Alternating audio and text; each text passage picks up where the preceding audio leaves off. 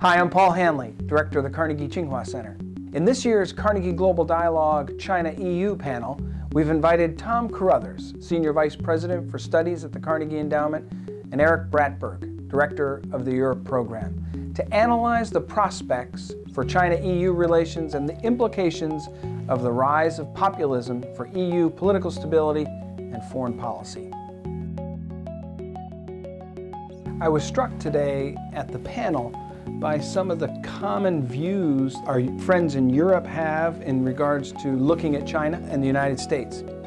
I think in both cases, there's a realization that we're looking at a much stronger China and potentially a very strong economic competitor. So the view on China and Europe is that China has traditionally been an economic partner to Europe, but I think especially in certain Western European capitals, they're beginning to scrutinize Chinese economic activities. There's beginning to be a little bit of a pushback against Chinese investments and acquisitions of companies in Europe. You see similar dynamics in the United States. There's a huge push from the United States, from the Trump administration, to recalibrate the trade and economic relationship and to get to a point of more reciprocity from the Chinese side in terms of market access, IPR and forced technology transfer, structural issues related to the trade and economic relationship. But there are also big differences within Europe.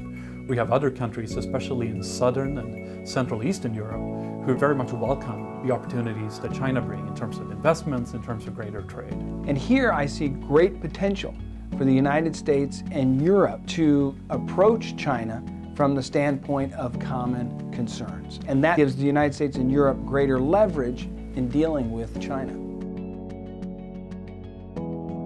The difference between European perspectives of the Belt and Road and American perspectives is the fact that the Belt and Road actually goes through Europe. The United States and Europe are reacting quite differently to the Belt and Road Initiative. In the United States, the Belt and Road Initiative is something that's occurring out there in the world, not directly in the United States.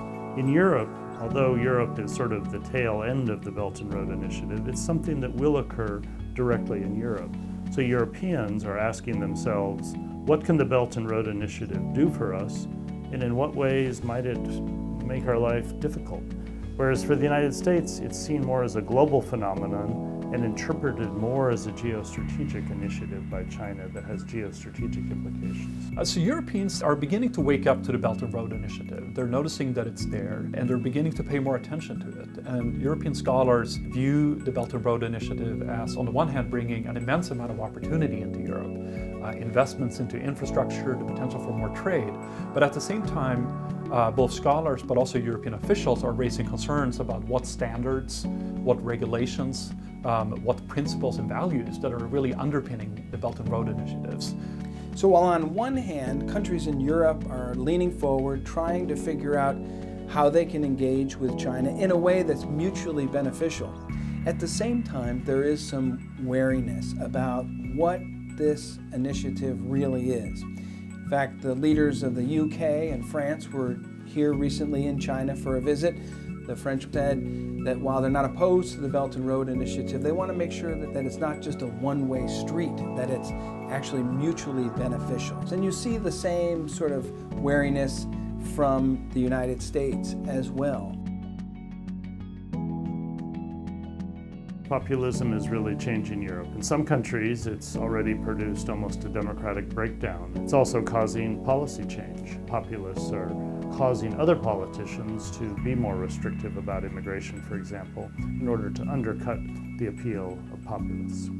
Populism in Europe is putting pressure on the European Union and on European integrity. Populists question authority that's outside their country, and so they look at Brussels and say, why should people in Brussels tell our country what to do? The nationalism that's so common in populism tends to be suspicious of Brussels and the European Union. Also, many populist leaders don't agree with mainstream policies that the European Union is pursuing, so it's harder to have the agreement on basic policies that you've traditionally had within Europe. The populism and nationalism in Europe is not really directed against China. These are more kind of a reaction to internal European challenges.